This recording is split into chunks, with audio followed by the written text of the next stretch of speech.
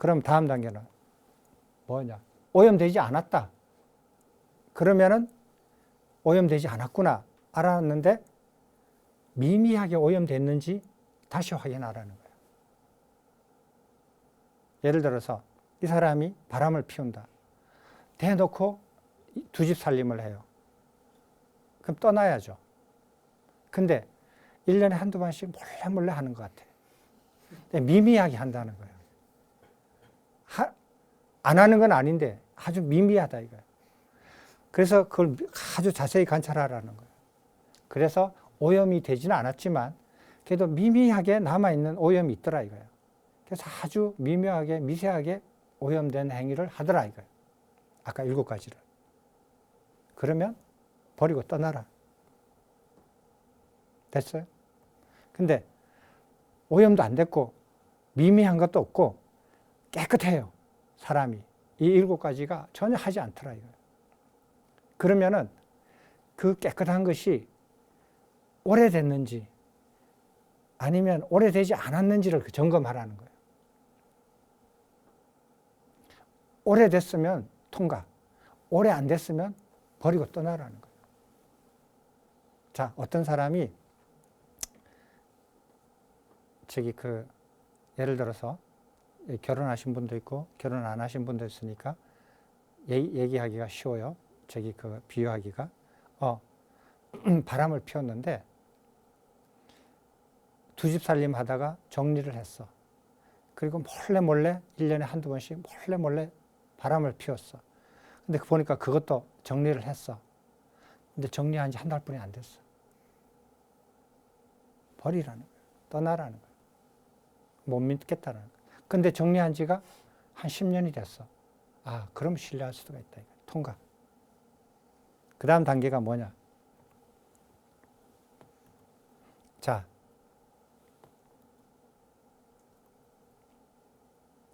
자, 이 사람이 그러면은 오염되지도 않았고 미미한 것도 없고 깨끗한 지가 오래됐어요.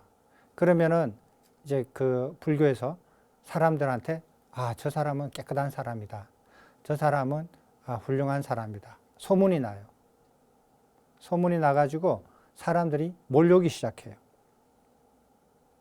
몰려오기 시작하거든요. 그러면은 몰려오기 시작하면서 또 문제가 생겨요. 무슨 문제가 생기느냐?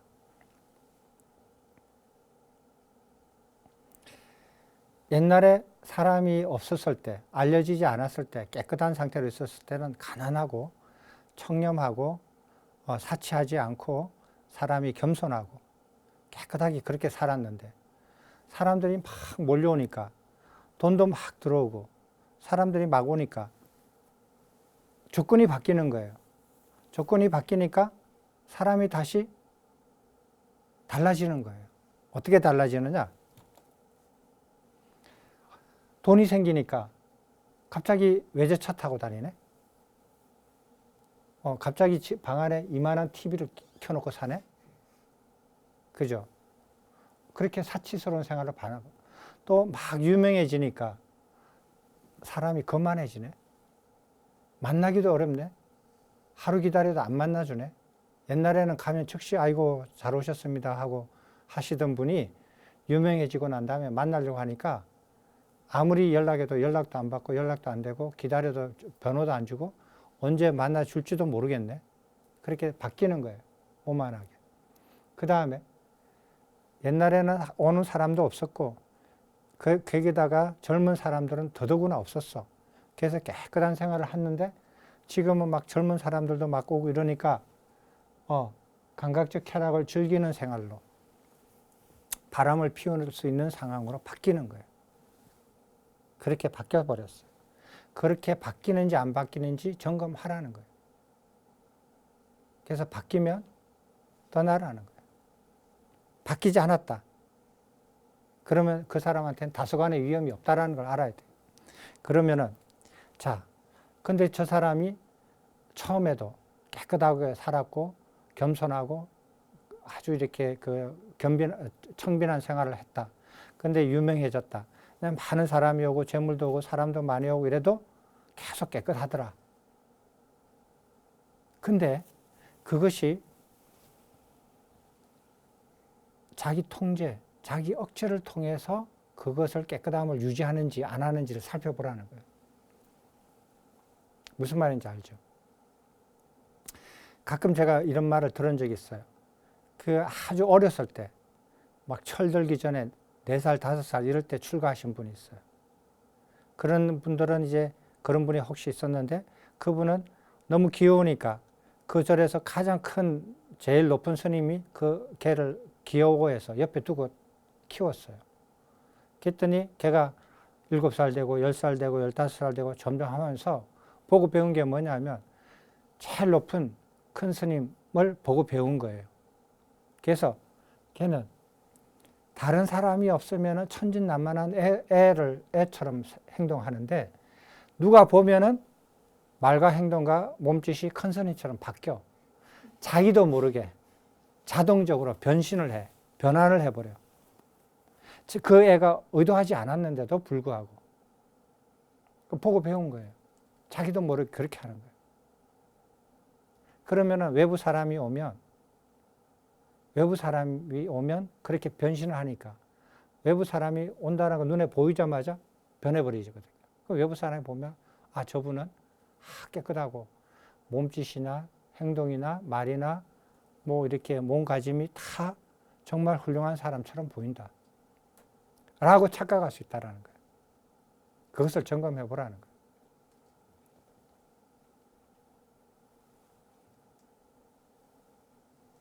CCTV 한 대면 끝나겠죠. 예, CCTV 한 대면 끝나요. 금방 알 수 있어요. 자, 그런 사람인지 아닌지, 인위적인 통제나 억제로서 그 고요함을, 깨끗함을 유지하는지 안 하는지를 확인하라는 거예요. 그게 그렇지 않더라. 원래 고요하고 깨끗한 사람이지, 수행으로 고요하고 깨끗한 사람이지, 자기 통제나 자기 억제로서 그런 게 아니더라. 그런 거예요. 그럼 통과. 자, 그러면은 그 사람이 인위적인 억제 없이 한결같이 고요하고 깨끗한데 그것이 과연 감각적 욕망, 재물이나 명예나 애욕을 향한 모든 감각적 욕망을 여유였기 때문에 그런지를 확인을 하라는 거예요. 자, 근데 그 감각적 욕망이 조금이라도 남아있으면 그 사람을 떠나라는 거예요. 그 가르침을 버리고. 만약 그렇지 않다면 나머지 한 가지 있어요. 그 분이 어떠한 이유로 어떤 사람을 경멸한 적이 있느냐 없느냐는 것을 확인해라. 경멸하는 것이 있다면 떠나라는 거예요. 이 참 묘하거든요. 내가 스승으로 삼으려고 하는 사람이 부처님께서 점검하는 것 중에 하나가 뭐냐 하면 그 사람이 어떤 이유로든지 간에 어떤 사람을 경멸했다. 그럼 그 사람을 스승으로 삼지 말라는 거예요. 아니, 그럴 수가 있느냐는 거예요. 예를 들어서 사회적으로 지탄을 받는 어떤 연쇄살인범이 있다. 아니면 국가를 말아먹은 어떤 매국노가 있다. 아니면 자기가 속해 있는 종교를 파탄에 이르게 하는 어떤 그 종교인이 있다. 비난하잖아요, 사람들이. 그죠? 비난하거든요. 한 번이라도 비난하면 그 사람을 버리고 떠나라는 거예요. 이게 부처님의 가르침이에요. 재밌죠? 이 8가지예요. 이 8가지를 다 만족시켜야 돼요. 내 눈과 귀로 봐서. 근데 이 8가지를 점검할 때 그 전제 조건이 뭐냐면 내가 마음으로서 상대의 마음을 알아보는 그런 능력이 되지 않는 사람이라면 이라는 조건이 있어요. 그럴 때 눈과 귀로 이제 점검하는 거예요. 이 눈과 귀로 점검하는 건 누구든지 할 수 있는 거예요. 근데 이 8가지가 다 통과됐다. 그러면 어떻게 되느냐. 그 스승한테 8가지를 다 질문을 해서 확인을 받으라는 거예요. 그게 9번째예요. 다 구두로 점검해야 돼요. 이분이 내 스승이다. 내가 스승으로 삼으려고 한다. 스승이시여, 당신은 마음에 오염이 되어 있습니까? 안 되어 있습니까? 내가 눈으로 보고 귀로 들을 수 있는 그런 마음에 오염이 있습니까? 없습니까? 라고 물어봐야 돼요. 그래서 스승이 없다. 나는 눈으로 보고 귀로 들을 수 있는 마음의 오염이 없다 라고 대답을 해야 돼요. 통과. 두 번째, 스승이시여 당신의 마음이 오염이 되지 않았음을 알았습니다. 그렇다면 미미하게 오염이 된 것이 있습니까? 없습니까? 물어봐야 돼요. 두 번째. 세 번째, 당신이 이제 미미한 그 오염된 상태도 없으니까 마음이 깨끗하다는 걸 알았습니다. 청정하다는 걸 알았습니다. 그렇다면은 뭐를 또 물어봐야 되죠? 그렇게 된 지 오래됐어요? 아니면은 된 지 얼마 안 됐어요? 물어봐야 돼요. 나 그렇게 된 지 오래됐다. 그 다음에 오래된 지 됐다. 그러면은 스승으로서 이렇게 널리 이렇게 알려지고 나 같은 많은 사람들이 몰려왔어요. 그래서 돈과 사랑과 뭐 재물이 많이 있는데 그 사치스러운 생활을 하는지 아니면은 이렇게 굉장히 뭐라 그럴까 오만한 행동을 하는지 애욕에 빠지는지 그런 게 있습니까 없습니까 물어봐야 돼요. 그래서 나는